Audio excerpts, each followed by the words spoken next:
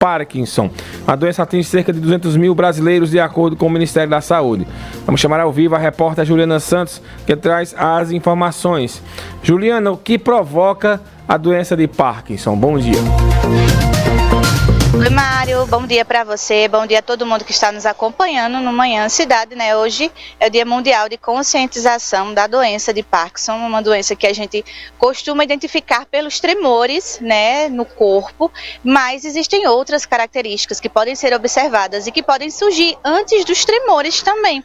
A gente está aqui com a doutora Aniele Melina Florencio Lemos, que é neurologista, para explicar melhor para a gente o que seria o Parkinson e o que é que a gente pode observar para poder diagnosticar a doença. Doutora Aniele, bom dia, bem-vinda à Rádio Cidade. Hoje é o Dia Mundial de Conscientização da doença de Parkinson, né? Qual é a importância da gente entender o que seria o Parkinson, né? Para a gente gerar realmente essa conscientização na população.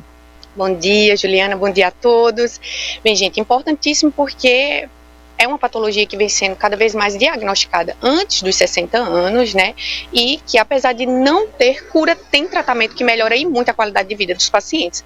Então, é importante a gente conhecer essa doença, saber quais são os sinais, sintomas, para poder diagnosticar da forma correta e tratar.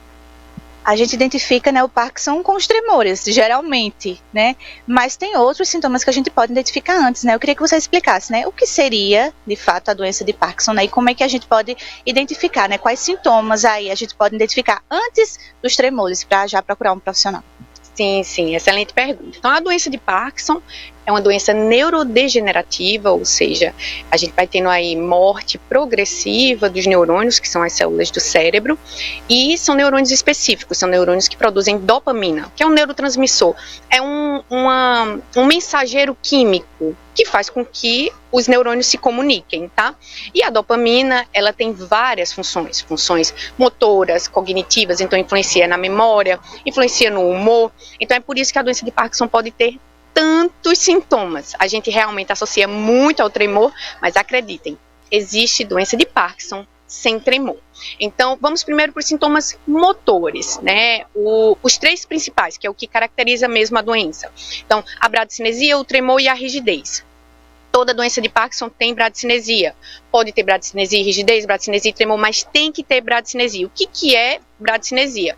Seria a lentidão dos movimentos e redução da amplitude dos movimentos. Então, a gente vê muito isso em movimentos repetitivos.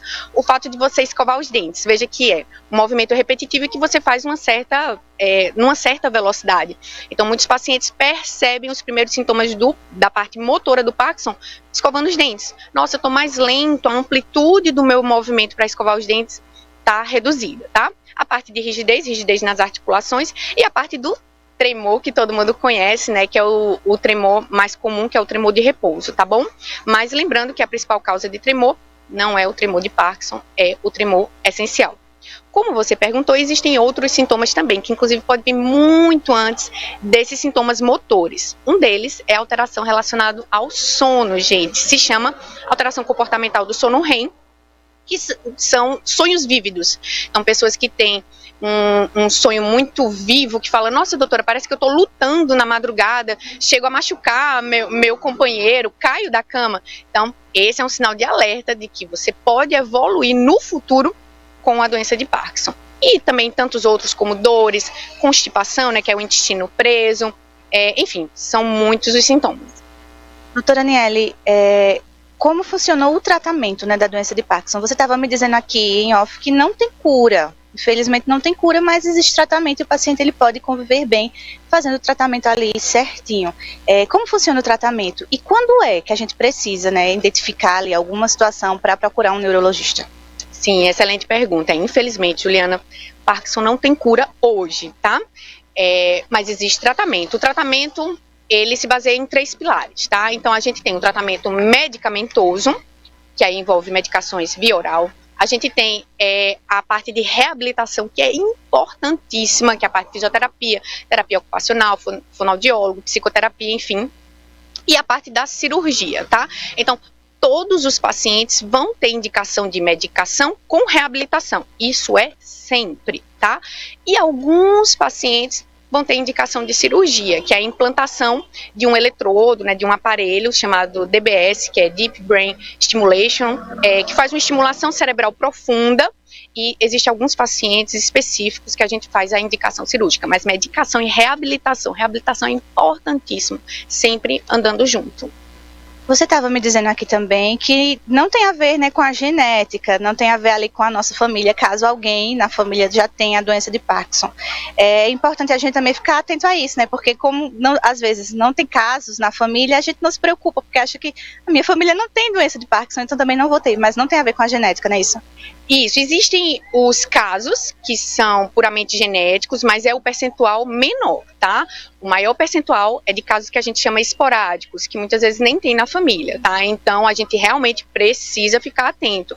E olha, tô achando estranho porque eu tô com alteração relacionada ao sono, ou então estou com um tremor e quero saber o que é, mesmo não pensando necessariamente em doença de Parkinson, procurar um neurologista sempre, gente. O importante é a gente tirar as dúvidas, não ficar com aquele sintoma, deixando pra lá, e aí a gente perde tempo de tratamento.